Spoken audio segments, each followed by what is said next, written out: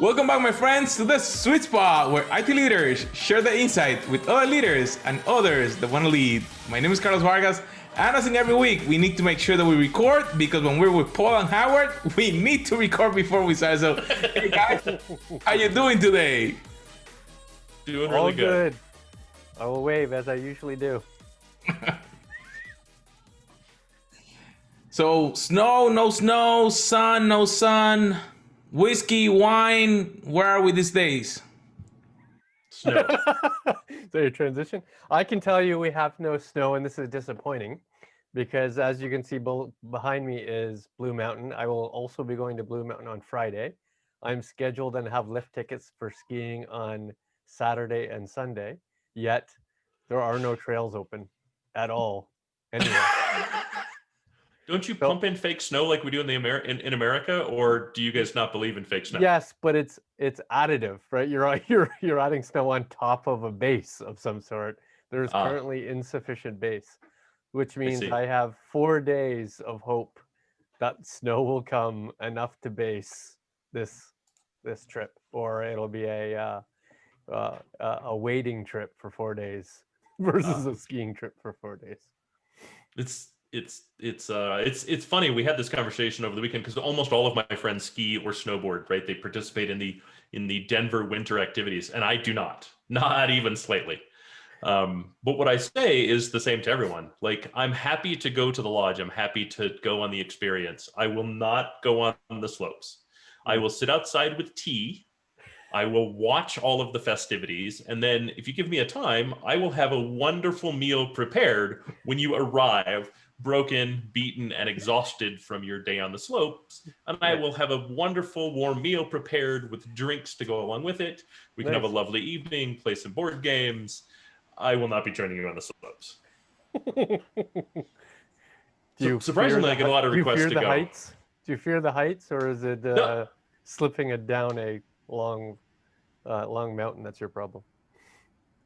I've never skied before, and I'm now in my 40s, so I don't think learning is the right time. Plus, I just don't have any interest in it.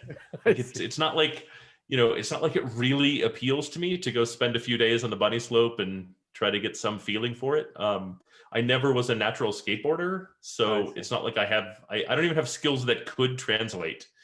On a sled? I mean, yeah, but we redneck sled, right? Like, growing up, I lived in the mountains and we'd get maybe 2 inches of snow at a time, max. So we'd tie a sled to the back of a 4-wheel drive pickup truck and try to throw each other off. It's not quite the same thing. I'm not sure that translates well. And maybe it's the injuries from that keep me not really thrilled about the prospect of, falling down a mountain in a semi-controlled fashion. My control fashion. That's really interesting. So where are we going today? Well, I think we're coming up on the end of the year. And so I think it's appropriate as IT leaders to kind of talk about our predictions and kind of trends for 2021 and forward.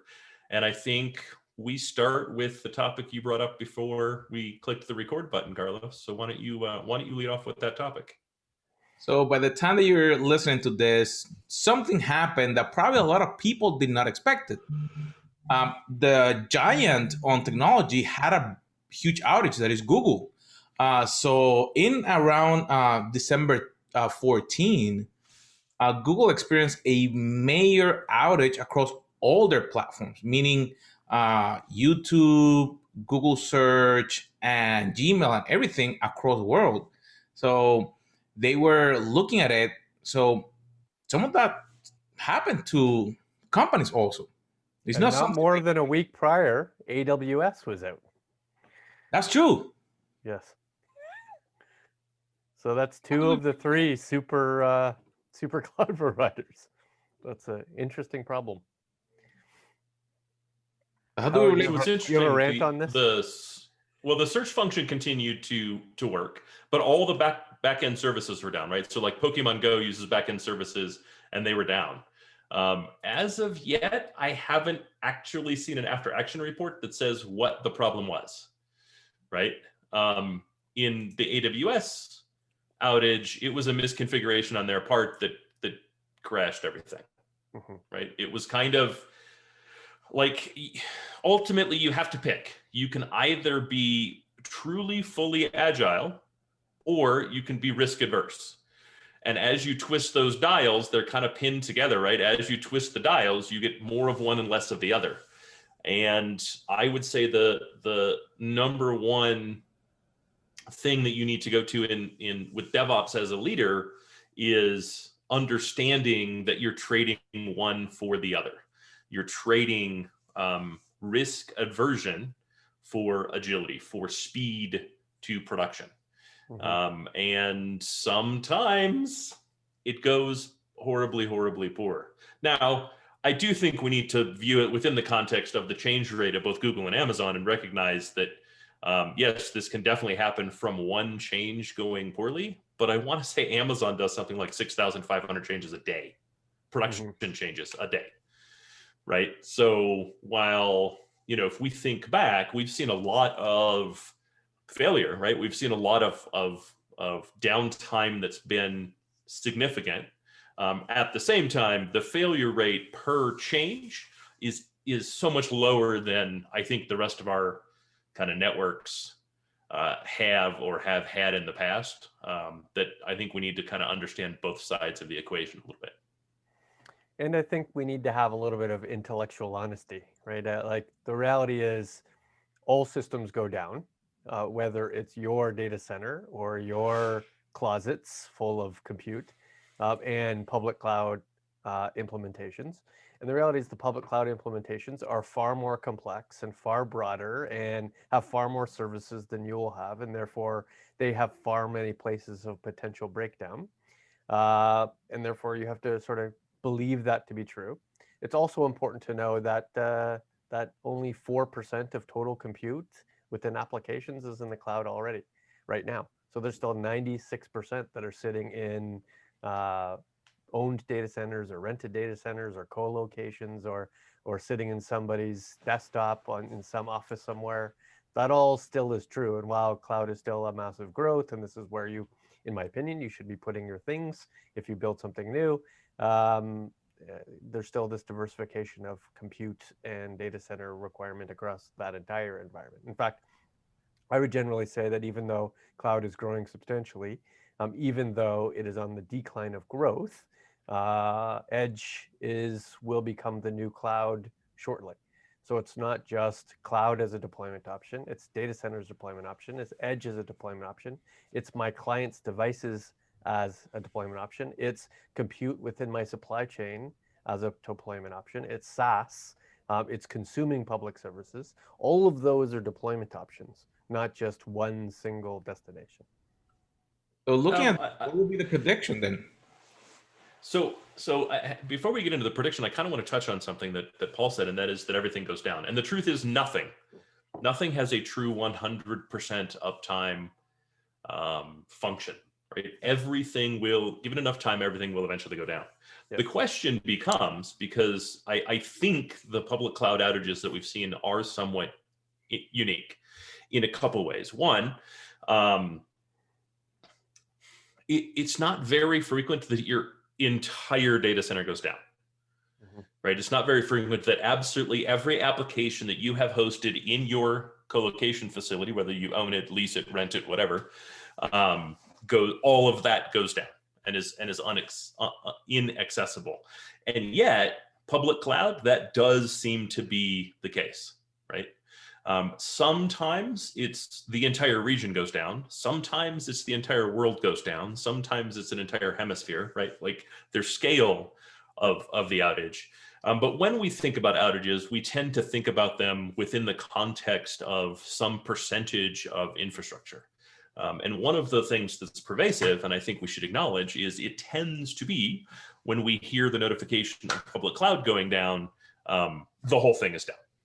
Additionally, I think it's one thing when it's your responsibility or someone on your team, right? Ultimately, still your responsibility, right? Your team made a configuration change that brought things down, right? The network guys push a new config, Somebody installed new equipment, spanning tree was not turned on, whatever, right? There's a million things. DNS, right? And I think it's one thing to be able to look at yourself and go, yes, we made a mistake, and we can add some sort of change control, some sort of process, some sort of risk mitigation to fix that in the future. But with public cloud, you don't have that ability. And I don't think that means don't use public cloud. I think what that means is risk and resiliency still need to be the number one or one of the top 5 considerations when doing your architecture design, right? In a previous episode, we discussed policy and strategy.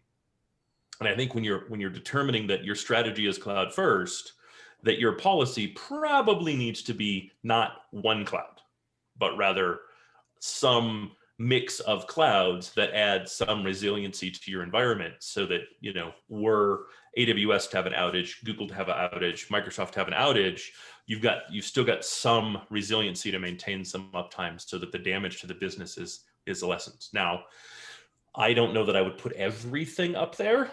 I don't know that I would duplicate everything across 2 different clouds, because that does get to be complex and costly. But I think thinking about, what do we consider to be maybe the 3, 5, 10, 15, or 20 things that are truly core to the business that allow us to continue to accept orders and accept funds. I think it is critical to add that sort of resiliency. That's true.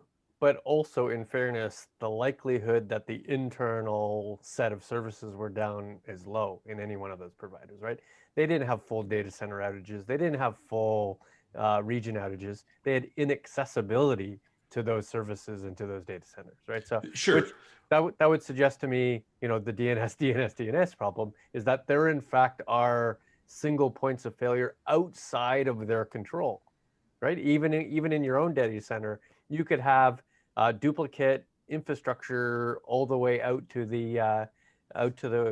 your diesel generator in the roof, and still only have a single telco provider to the internet, right? So there could absolutely, or even if you choose multiple telcos, they still use a single POP or CO somewhere out in the middle of the city. At some point, the internet comes together, right, in a physical manner, and that situation could be out. So, sure, it's almost unlikely that you'll find 0 points of failure in an entire end-to-end from consumer to service and back. And I don't think you're ever going to do that, right? Yeah. But I think it is really important to determine, kind of to your point, right? Inaccessibility is the same as downtime. Right. If I cannot accept an order from a customer, if I cannot process the thing that makes me money, it doesn't matter if the servers are humming away. If I can't do that, it's the same as an outage. It's the same as down. It's the same. They might as well be rebooting. Yep. Right. Sure. The uptime is different in that when whatever it is gets fixed, they all magically come back up. But at the same time, the cost to the business is the same. Right. True. And to your point, we don't find it satisfactory to have a single source of power. We don't find it satisfactory to have a single data center connection. And ideally, right, when we're choosing a data center location, we choose a data center location that's at the convergence of 2 different power grids. So we're getting fed ideally from completely separate entrances, right? When we choose a data center, that the ingress points for the multiple fiber backhauls come in from completely opposite corners of the building, right? So that somebody with a backhoe can't crush all the fiber in one fell swoop, right? It's never going to be perfect, but we really do go out of our way to mitigate as much of that as possible. And I think this is part of that risk mitigation strategy. Which kind of begs the question, if large internet public cloud providers go to much bigger lengths of their resiliency than standard user of those services, then what makes us think that the standard user of those services can be just as resilient? In other words, we don't have multi-regions. We don't have potentially 8 data centers within a single city. We don't have multiple generators. We don't have multiple battery-powered UPSs. Like, we don't necessarily have all those things that they have, and yet they still go out. So sure. How but that's why you spread it against 2 different teams. What was that? Right. That's why you spread it against two different teams. Right. Right. Because the fact is, my hosted data center, in the 10, 12 years that I was in the hosted data center, not once did they have a complete data center outage. Not one time. Right. Right. Not one time did they have a complete data center outage where DR was also affected. Mm-hmm. Right. So at the same time, it seems every 6 months we've got a major cloud provider outage that affects thousands of services, both internal and external, to that provider, right? Like in the case of Google, all Google services went down, but also everything that relied on the Google backend went down. Mm-hmm. Right? It was all red lights. Amazingly, the Google search kept working, but everything else was down. Right? I think that's the federated nature of Google search. I think that's the that's the difference. But again, right? If the problem is a configuration gets pushed, DNS, right? Then what we need is different teams, right? I'm not seeing anything that says Google's hardware or Amazon's hardware or their infrastructure is less reliable by any stretch. The problems are almost always related to, we pushed a configuration that did not work. Right. And that caused the failure. And it took us that long to back it out because the infrastructure is so incredibly big. We have to automate the push, and then to undo it, sometimes the configuration management fights against itself. So it's a bigger problem to undo it than we initially think, right? The kind of auto recovery takes over, and it takes a while for all of that to repropagate.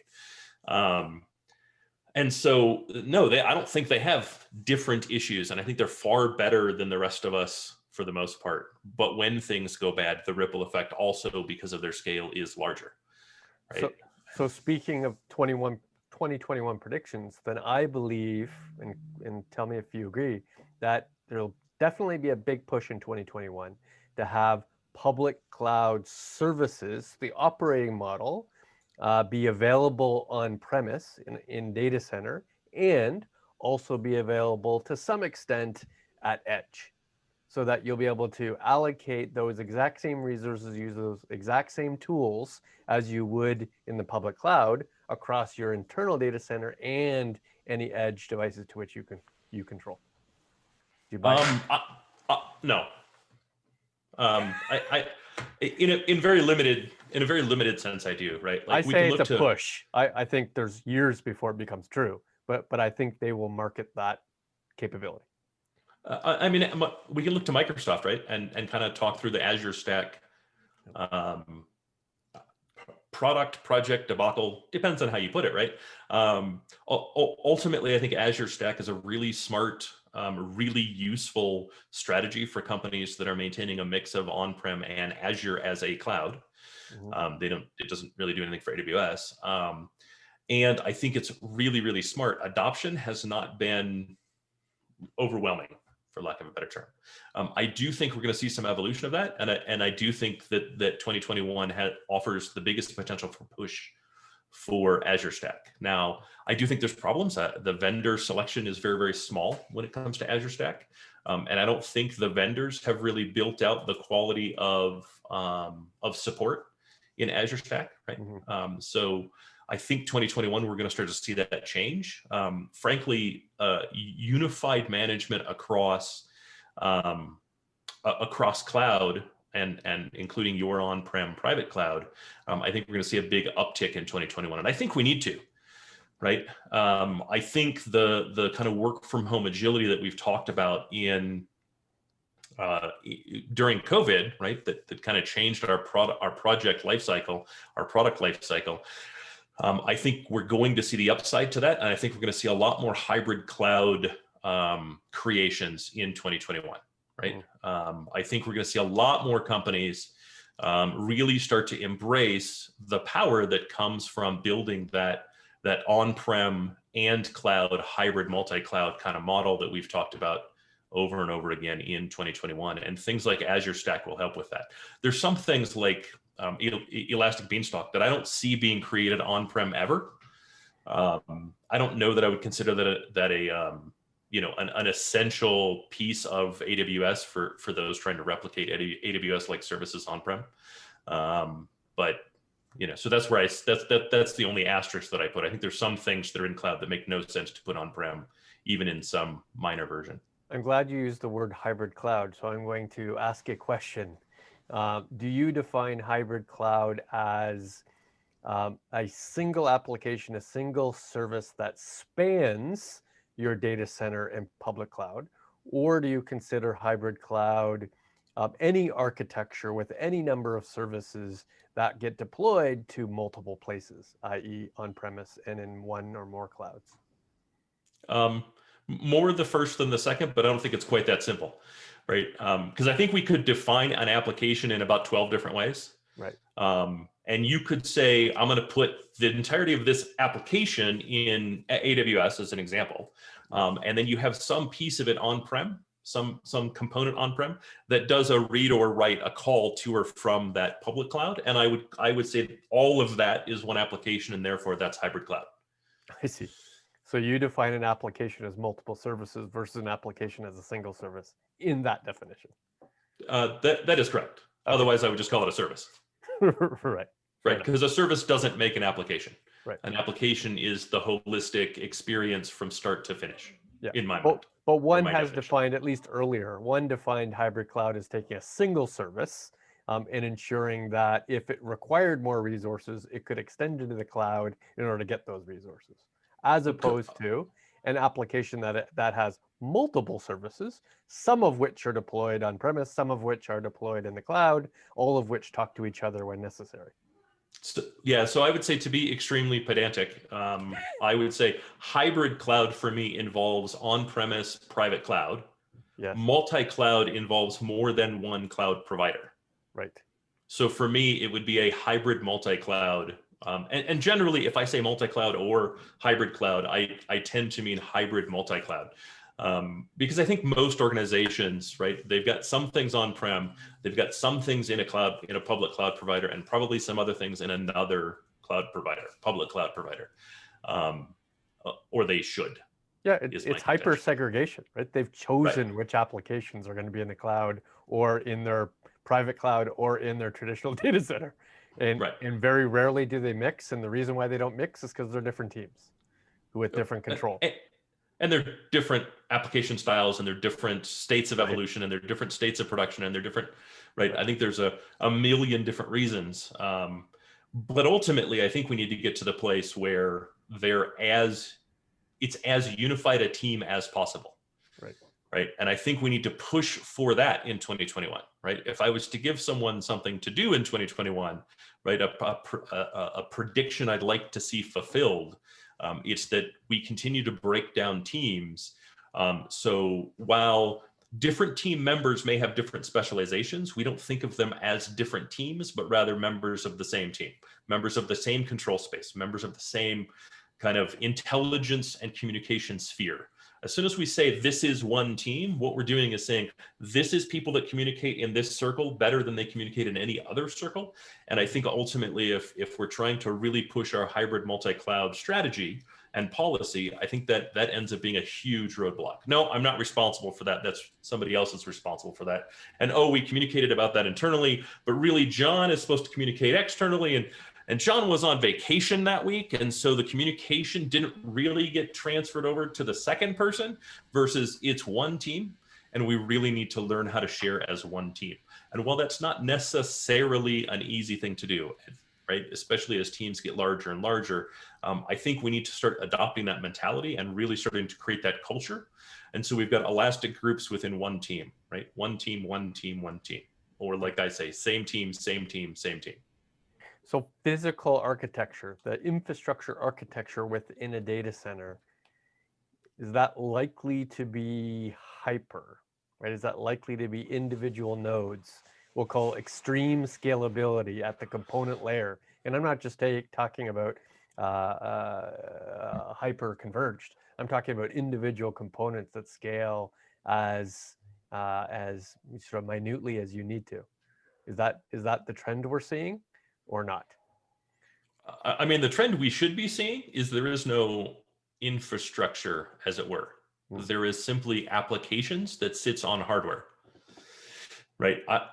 I think ultimately we need to start giving infrastructure less and less of a priority in what we do, and really concentrate on it's actually all applications. And the truth is, what do we do with infrastructure anymore? You plug it in and you turn it on, and everything else is an application. Everything else is a piece of software that we use, and thus we're all just one software team. Yeah. Except for middleware.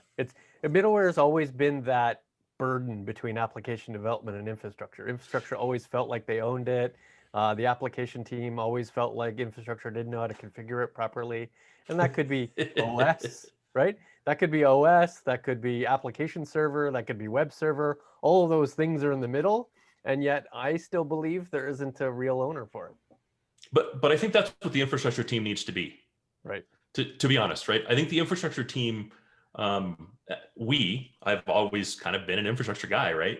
I think we spend too much time in the infrastructure. I think we need to actually be the middleware application team. Like, I would rename the team middleware application team. Right. Really focus on the software that moves the applications that run the business. Right. The difference in being able to properly configure a SQL server and understanding how SQL operates while not being a DBA is enormous. The number of DBAs that understand how to properly configure a SQL server, you could probably count on two hands worldwide. Right. Sure. Right. And most of them have written books. Most of them are the blogs that the rest of us kind of, hunt after. I'm not ever going to be a DBA, but I do a lot of SQL configuration consulting, because understanding how to really design and architect SQL servers based off a data set, and how to build the SQL software backend to do what you want it to do in an efficient way is a really important skill set. It is that middleware skill set that you talk about, right? The same thing in the operating system, the same thing in the virtualization layer. Whereas I think we need to get to the point where our infrastructure starts to look more and more similar. I'm not saying the infrastructure should be minimized, right? The value of infrastructure should be minimalized. The value of high performing, reliable hardware is still very, very important. I just want to change the way we think about, right? Kind of that culture conversation. Because otherwise you're going to be stuck in a situation where you've got your application development team, you get your DevOps team, you get your infrastructure team, and all of a sudden we're right back to three teams, and everyone has the ability to then say it's an SEP. Why did that go down? It's an SEP. It's someone else's problem. Right. But really, aren't we all doing the same thing? Right. Right. Like the reality is we should all be pushing configuration to the application layer. And the hardware management needs to be the least of things that we do. If we're spending too much time in the hardware, we've chosen the wrong hardware. So I find that incredibly interesting, because I look at, big providers, and I just watched AWS reInvent the infrastructure keynote last week. And they were detailing I would say they were discussing in excruciating detail all the potential CPU and core choices you have. And they laid out easily a couple different dozen CPU versions one could implement with the servers you're choosing. That's pretty hardcore. So it sounds like they're creating more opportunity for you to be more choosy down to the silicon, which is going against sort of what your perspective is there, where I need to worry less about the hardware, where Amazon's giving you more choice about the hardware. Yeah, but even then I don't need to. But even then I don't actually need to worry about the hardware. I just need to understand the levels 1 through 15. Right. Right. What do I configure this at? I configure it at level 3. Well, okay, we're starting to get a little bound. I execute a command and I'm at level 7. Do you think we need 15 CPU choices? No, not even remotely. Okay. I don't think we need 15 CPU choices. I think, the San Diego supercomputing group probably needs 3. You know what I mean? I think everybody needs probably 3. The problem is, if you were to build the Venn diagram, you'd probably end up with 15 different, Amazon has determined you end up with 15 different bubbles. Right. Right. And they create specialty offerings, right? So they have, for data, they have CPUs that are specifically for training, and then CPUs specifically for inference, right? Like inference tuned cores. And they Sure. might have the same thing for sort of graphics processing versus non-graphics processing, using Intel chips versus AMD chips. The choice arguably is overwhelming. Well, it's Well, like and Howard mentioned something interesting. Yeah. For SQL, he knows how to configure it, but the DBAs may know how to use it. So some of these providers are actually giving them choices, not so they can simplify that option. Mm-hmm. So then that and helps. the reality is SQL is a very good example, right? Yeah. SQL is one of the only applications in my environment where the CPU clock speed still matters, Yep. right? Almost everything else I look for core count. And the things that I don't look for core count, I'm probably using GPU acceleration for rather than actual CPU clock cycles. But transactional databases, I want the fastest clock cycle I can get. Right. But the truth is, I'm not likely to have 5 of those that I use, much less 15. I'm likely to say this is the standard. We've picked 3 different versions. Call it bronze, silver, gold, silver, gold, platinum, titanium. I don't care what you call it, right? Tier 1, 2, and 3. And things are deployed that way. I'm not likely to really care that there are 15 different options. Yeah. Matter of fact, if I'm just getting started, I'm likely to be frustrated by the options. But from AWS's side, it really shows their technical acumen. And it is a way for them to say, kind of, feather in our cap, we're better at this than you are because we can make all of these millions of options work. Right. The permutations and combinations would blow you away. Right. Yep. And they are very, very, very good at hardware. I like the big public cloud providers are so much better at hardware than we are. Right. That I think it actually adds an exclamation point to my point, which is stop focusing on the hardware and focus on the middleware. Focus on being another application support team. Get your hardware as kind of common as possible within the context of your specific needs, and really kind of, focus on really understanding that middleware component, because you can't touch the hardware. I make a choice, but I can't touch it. I don't get to decide how the BIOS is configured. I don't get to decide anything, right? I get to pick from the list of available options. If the option isn't there that I desperately want, you know what I can do about it? Nothing. Or pay a fortune to have something custom built, which Amazon will do, but the reality some of those is, might actually be edge cases, right? The reason why they have so many options is because they are dealing with clients that have, are measuring their transactions per second in the millions or the billions or the trillions, and the cost of each CPU cycle when measured at that scale, you can actually achieve savings by finding 2%. Right, 2% Sure. might mean millions of dollars. Okay, well, Sure. Great. That's an interesting edge case. So to make all that true, virtualization becomes even more important than it ever has been. And virtualization, while it may have been infrastructure virtualization or storage virtualization, now application virtualization or middleware virtualization with containers. Is containers going to do something different next year? Is there a different trend? What's your prediction there? I do. I think our container strategy is going to become more evolved next year, right? Same with serverless. And frankly, again, I'd like the lines with those things to kind of blend a little bit. I still don't truly understand the value of a SQL container, of a transactional database container, right? For me, I want my containers to be as stateless as possible. And I kind of want to start with serverless, right? If I'm thinking about something that needs to come up really fast, do a job, and then be destroyed, I want to start with serverless. Can I do it in serverless? Can I destroy it? Can I never back it up? Can I never archive it? Can I never do data protection, right? I still need to do security. I still need to protect the integrity. Right. But can the totality of the protection exist within my CI/CD? Right. And then I go, okay, well, no, I can't do it serverless. Then I want to look to containers. Can I containerize it?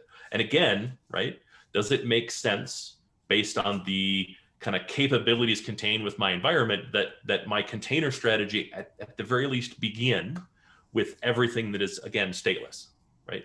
the machine can just be destroyed and recreated strictly from code, there is no data contained within there that I need to have any protection over. Right. And Which I'm is not a pretty sure big that architectural change, right? Most applications that massive. aren't deployed into the cloud are stateful, and they're persistent. And that's a dramatic change to a serverless, stateless environment where you might even have a federated data model across a variety of regions and servers. Well, that's a distinctly different architecture. Or do you think we're there? Corporate IT? Is corporate IT there? No, but I think you need to start there before you start pushing on containers. And I do think that if we look across our environment, while we may not think of them as stateless, I think there's a lot of things that are stateless. I think the stateful piece of a lot of the things that we do comes from the manual configuration we're still doing, or the configuration we're doing outside of CI/CD. Right. And I think kind of looking at that with a little different lens and going, if this were to be destroyed tomorrow, if this were to go away and my backups didn't work, how would I get it back? And if the answer is I would get it back by reinstalling the application and reapplying my configuration, I would argue that's stateless. And you just need to use your CI/CD to actually push those configurations within the context of whatever configuration management tool you use to manage that piece of middleware. And then you can start looking at, is this a candidate that I could push to a container? Because it seems like the obvious, reasonable choice for a container. Right. You'd think like a new sort of stream of consciousness of technology, which is we'll call it the machine learning CI/CD pipelines that effectively has started from scratch, would have implemented new processes, new technologies, but I still find stateful implementations, like where attributes have to be consistent between the training and the inference, and therefore I have to now create state within the attributes themselves. So that actually hasn't evolved, even though it's a completely new pipeline implementation. So there are limits to sort of human thinking there. Yeah, I mean, I think the saddest thing that I see is a lack of data ops, right? A lack of DevOps application to the scale of data. I see a lot more kind of sacred cows in the data space as a percentage, which is really sad because, to your point, the data space is effectively new, right? We're building new teams, we're applying new leadership, right? We're adding new tools. And it's I think it's one thing in kind of analytics, right? When you look to kind of the traditional BA, but when we really get into data analytics, that's new for many. And to see that it's still being done, it still relies on the contents of a laptop of a data person, data scientist, data analyst, whatever it happens to be. It's almost like we've taken one giant step forward and 40 steps backwards in that way, right? And I think we're going to see a huge adoption of data ops, especially in those organizations that already have DevOps, and are starting to and have rolled DevOps out into operations, not just applications. I think the data team is going to start to steal from that. One of my predictions is we're going to see a large adoption of data ops. I do think we're also going to see a large adoption of not hyper-converged infrastructure, but hyper-converged data infrastructure. I think we're going to start to see. Right. I think we're going to start to see a lot more usability on things that affect the data that rests on the boxes that we manage or the containers that we manage, right? Not within the kind of Docker container, but if you think about the software-defined storage that we use in the cloud, right? It's not really infrastructure, but really start thinking about, if I have all of this data sitting on a system somewhere and the system isn't fully maxed out, how can I apply some sort of data tool on top of that to start to get value with my data at rest? Right. I kind of like that the sort of the data pipeline or the data ops model is distinct from the application pipeline and ops model, because I think there are different concerns with different potential impacts. I could have a flawed application and it still work reasonable, but if I have flawed data or biased implementation of my algorithm, well, that has detrimental impact on making actual decisions with the corporation. So I like that they're segregated, even though they might share some sort of topology or infrastructure implementations, but they have distinct sort of value and distinct chains. And I like that the sort of the bias or audit implementation is equivalent to the security implementation, right? You have a security incident and event management, well, you have a bias incident and event management, especially when it comes to bias of either the data or the application or the algorithm, or in fact, its interpretation. All of those could have varying degrees of biasness, and you're going to need real-time and development aspects of sort of those monitoring tools, which is interesting. I think we're going to see a lot of bias event and bias incident management start to sort of poke its head out in 2021. I agree. I think AI ethics is going to be one of the big trends of 2021. Yeah. Whether that's us implementing it, which I think is still going to be rare, right? I think most companies are very immature in their artificial intelligence implementation. Yeah. But I do think we're going to see a lot more governmental implementation of AI ethics, right? I think we're going to start to see a lot of standards in 2021 around not just what the legality of data usage is, but really how do we report on, how do we control, how do we audit artificial intelligence to ensure that the use of artificial intelligence is in fact ethical, right? And I think we're going to start to see that become a little more fully fleshed out and a little less theoretical. Right now we see a lot of theory and a lot of theory that's not really workable. And then I think we're going to start to see the first pieces of legislation. And I think we're going to start by the end of the year, starting to see the first challenges to that legislation. But I think we're going to start to find the first flaws in that legislation. Some of the things I've seen have been potentially damaging in a large way. And I think there's going to be a distinctive difference between bias and ethics, right? You could have a biased data set that has no ethical implications, right? That data set is talking about financial modeling and it has 90% mortgages and 10% credit cards, right? When it should be more balanced out 50-50 between the two, right? So that's still a biased implementation, even though there's no, ethical implication to the individual people. I think people are construe them together for some reason. Well, but I think the problem becomes, do you have PII that you're using AI against, in which case bias can very often equal ethics. Right. Sure. Right. Bias tends to drift to ethics. Ethics are humanity. Yeah. Right. Machines cannot be ethical or lack ethics. Ethics is completely contained within the human component of the machines. Right. We interface. We ask the machine to make a decision based on incomplete data that is biased in a way that we find to be unethical in how it reacts to people. If it's purely numbers, right? If you remove all the PII and you simply ask a machine, take a credit score and a loan value, a loan to asset value, and give me the risk percentage just with that information. First off, you're going to get a terrible model, but because it's a lot more complex than that, right? But I would say that's a biased model, but not an an ethical model as well, right? I don't think you have any ethical challenges there because you're using a single independent number that has nothing to do. I mean, we could argue about the ethical value of a credit score, but that's a different conversation, right? I don't think you're doing anything wrong with AI that really struggles with the ethics there. Right. But it would be hugely biased. Let's extend to IoT. So is 2021, are we going to see IoT as a mainstay of sort of technology innovations?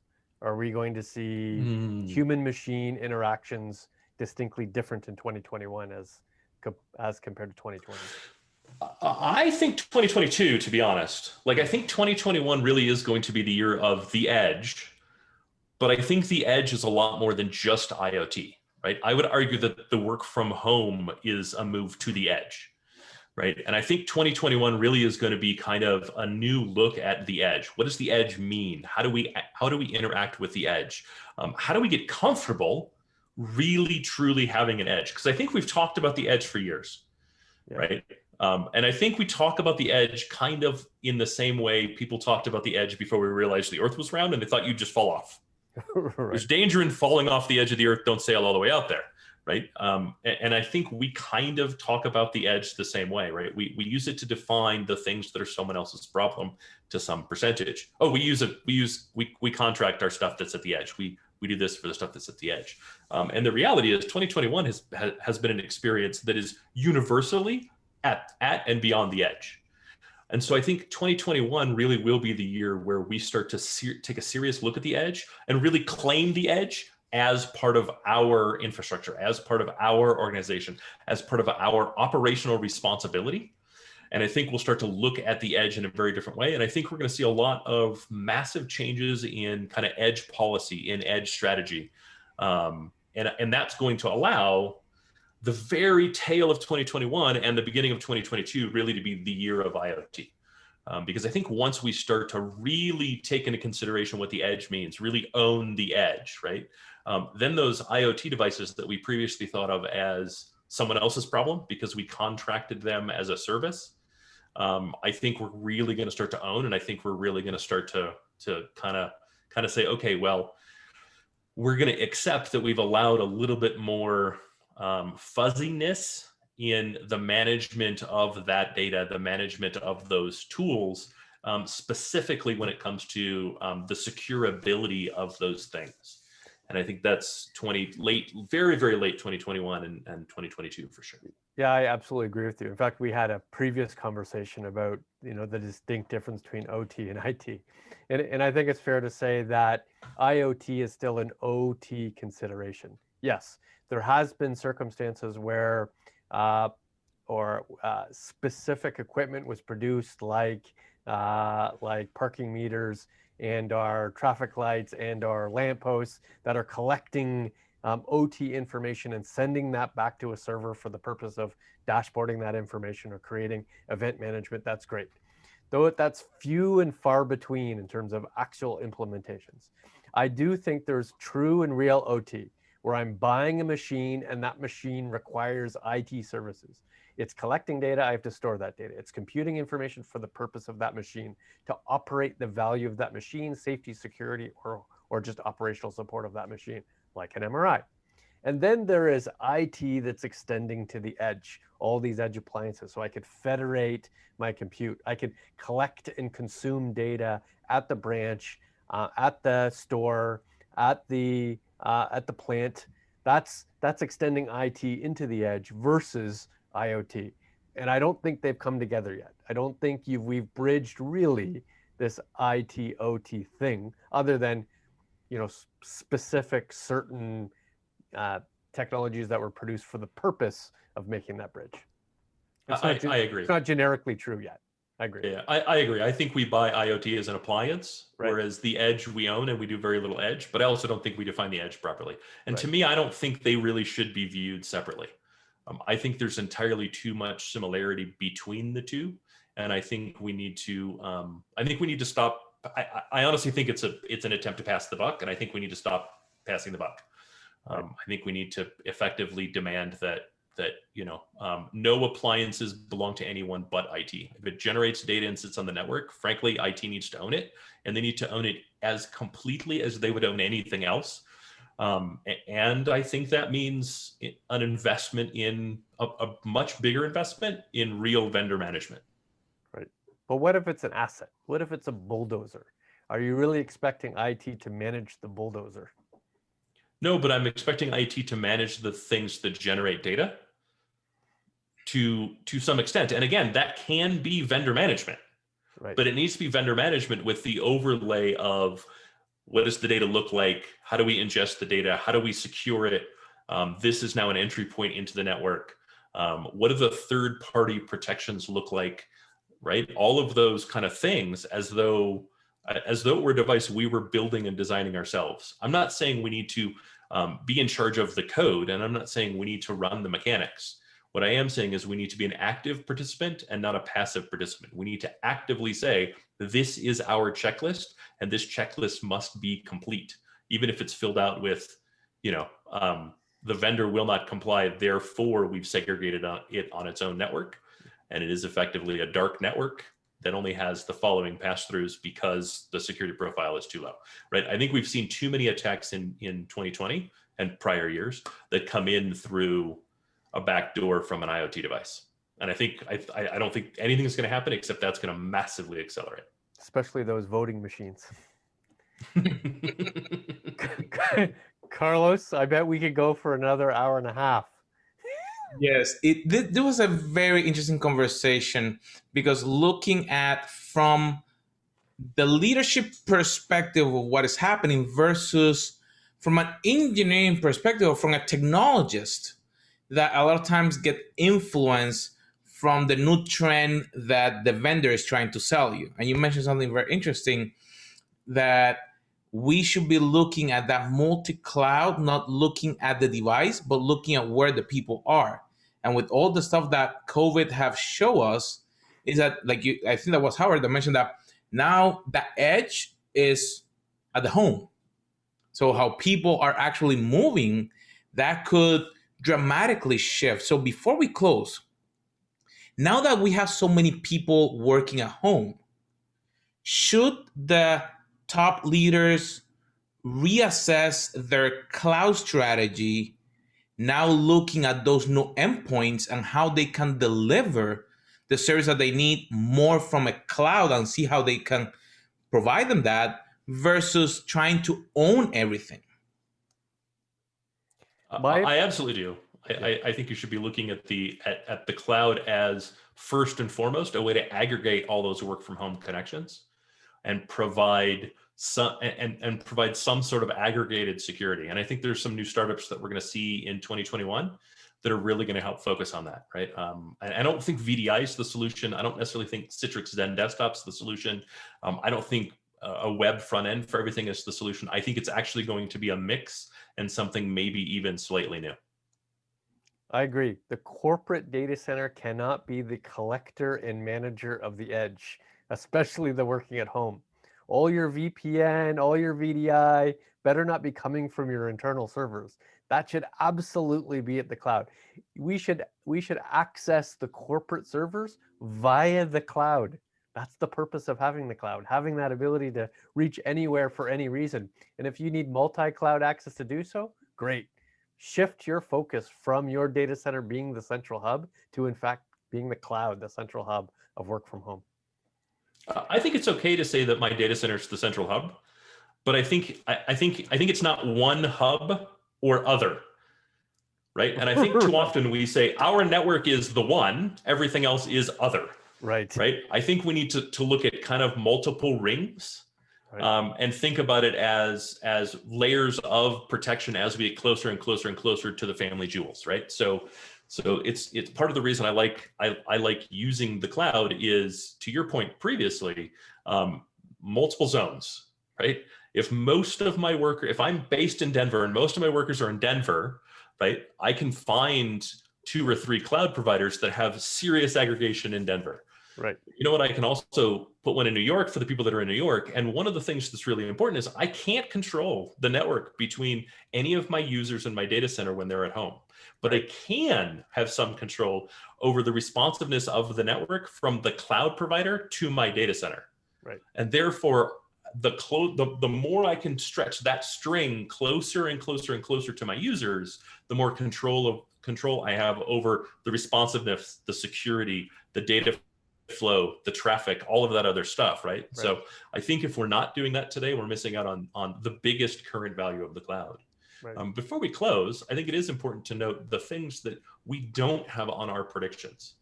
I have neither blockchain nor quantum computing on my 2021 predictions. I don't think 2021 is the year for either of those things. What do you think, Paul? And what do you think you don't have on your predictions for 2021? I think those will be discussed. I think there'll be services within AWS and Microsoft and Azure to support them. However, they will not be used all that much. I think anything that's in the trough of disillusionment probably isn't ready, especially for corporate use. But I agree with you. There's a lot of things still in the experimental stage that will not be used, including 15 different versions of cores. Yeah, I do think that 2021 will truly be the year of analytics.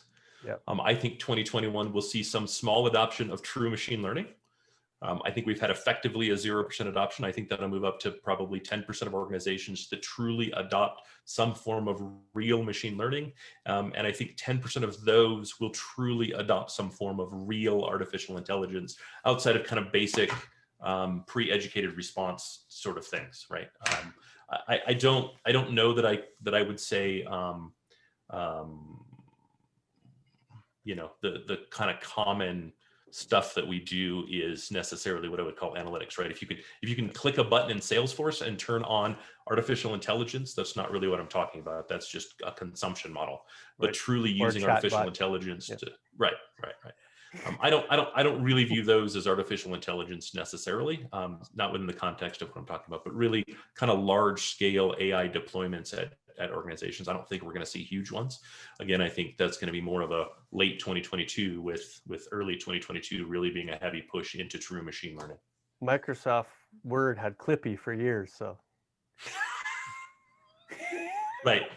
A highly tuned chatbot. That was actually very interesting. So if you have heard each one of the different points that we have shared today, you see about how cloud can be leveraged and moving forward to 2021, different points of view of services and opportunities within and outside your organization. So these are some of the point of view that we have seen for predictions for next year, but we want to hear what are your predictions for next year. So make sure that you, in any of the platforms, you leave us a comment with your predictions, what you think that may be happening for next year, because there might be things that we are not aware of or we haven't considered. And then from your point of view, they may be a good topic for a future episode. So as always, make sure that you subscribe and you share with your family, friends, and coworkers, because we want to continue to grow as leaders, because we want to be the best leaders that we can be. So my friends, we'll see you on our next episode.